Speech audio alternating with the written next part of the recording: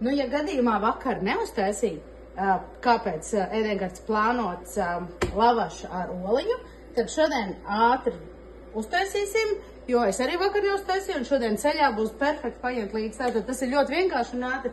Tad vajag lavašu, tu viņu uzliec uz pannas, lai viņš apcepās no vienas puses. Tikmēr sakopē oliņas. Man ir 2, Mārtiņam taisīja ar 3. Ļoti vienkārši sakopē oliņas. Lavašu, ka līdz no vienas puses jau būs apcepējies.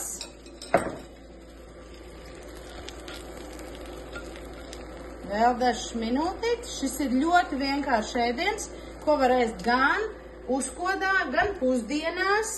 Nu, protams, nevēlījās vakariņās, bet tajā uzkodā pirms vakariņām, jo vakariņās jau mēs dzeram kokteili. Tātad šeit būs gan pietiekoši ogļhidrāti, gan olbaltumvielas.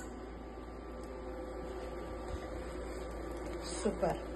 Lavašiņš jau ir no vienas pusītes apcepies. Vienkārši pārlējam pāri, tikko apgriežam, tā pārlējam pāri oliņu.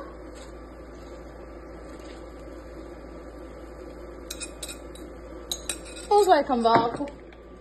Un tā. Un tad viņam minūtītes 2 tur jāpacepās.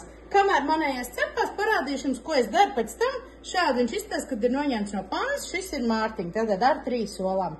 Uzliekam salātlapu, 1 sagrieztu gurķi, 1 dilli, 1 kinzu. Un tas tā. Un saritinam.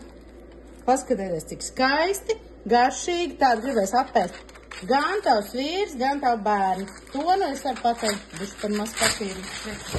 Mārtiņa lielā lavaša. Par cik mēs dosimies ceļā, tad es viņu ietīšu un šādi ņemsim līdzi.